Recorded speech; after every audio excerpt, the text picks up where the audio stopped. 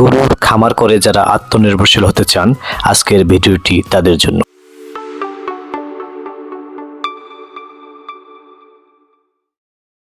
সম্মানিত দর্শক শ্রোতা, আসসালামু আলাইকুম।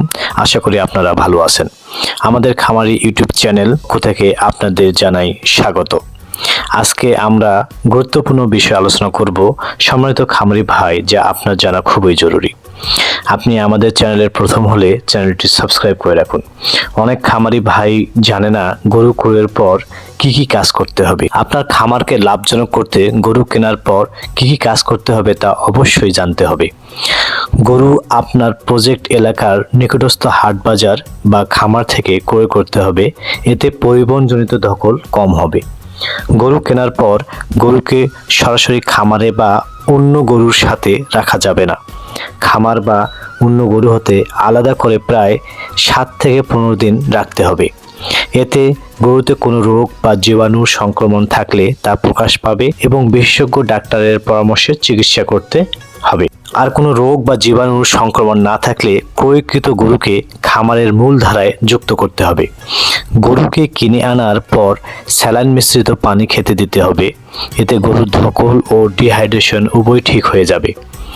গরুকে কিনে আনার পর কোয়ারেন্টাইন বা আলাদা জায়গায় রাখার পূর্বে পরিষ্কার পানির সাথে জীবাণুনাশক বা শ্যাম্পু দিয়ে ভালোভাবে গোসল করে সুতির কাপড় দিয়ে শরীর মুছে দিতে হবে।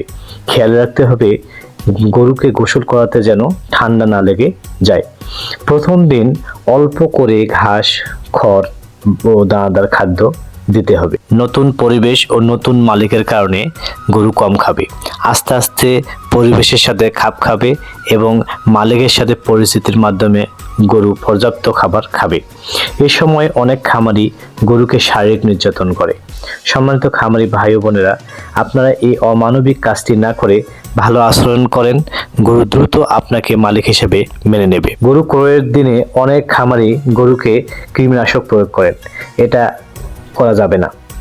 না করে আপনার গরুকে ক্রয়ের 3 থেকে 7 দিনের মধ্যে কীটনাশক প্রয়োগ করুন, এতে আপনি ভালো ফলাফল পাবেন। সম্মানিত দর্শক শ্রোতা, আলোচিত বিষয়গুলো মানলে আপনার খামার লাভজনক হবে। সম্মানিত ভাই ও বোনেরা, আমাদের চ্যানেলের গুরুত্বপূর্ণ ভিডিওগুলো সবার আগে পেতে বেল আইকন প্রেস করে রাখুন। ধন্যবাদ।